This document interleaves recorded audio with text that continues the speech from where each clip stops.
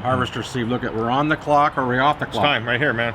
Look at my Rolex. We're on the clock. We're on the clock. Head Harvester Bill Armin here from the West Coast. Hi everybody, I'm Steve Caesar, Head Harvester for Human Resources. And the topic today, on the clock or off the clock? And you had an example you're sharing with me a little earlier. Share with our audience. Yeah, hi everybody. I've had a lot of calls lately about employees working off the clock, so I thought we just would walk through some of those common procedures for you.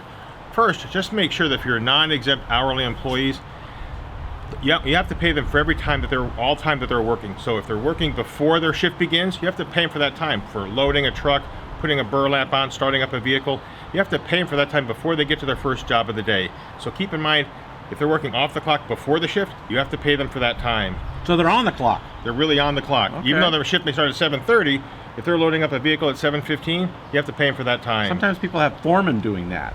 Does that the same apply? Same applies to them. Okay. Yeah, exactly right. Second point is a lot of state laws are now passing duty-free meal periods. So that means when you give a non-exempt employee a meal period, that employee can do absolutely no work. I've had a couple of calls lately. Can I have my foreman drive a truck during the meal period and not pay him for it? The answer is no, because you're controlling his time. So even if somebody's on the meal period and they're driving a company vehicle, you have to pay them for that time as well. So what if they're going to get in the truck and drive off to get a sandwich or something? When's that time start? At lunchtime? When they stop when they stop being under the control of the organization. Whenever they stop the vehicle and walk to their meal period. Okay. Third point is this, everybody. A couple of guys have called me lately and said, basically, well, we have our foreman meetings after the workday, and I go, what does after the workday mean? And they said, well, the shift ends at 3:30, and then we have a meeting from 3:30 to 4:30 where we give them pizza or whatever. And I said, are you paying them for that? And they said, no, that's not work time. That's on the clock too? That's on the clock Pizza too. time? Pizza time. Ay, ay, ay. There are 4 rules for meetings, everybody. The first is the meeting has to be, you don't pay them if it's voluntary.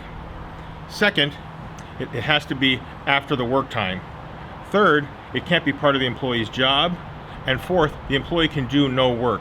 So if any one of those 4 features aren't true, you have to pay them for that time.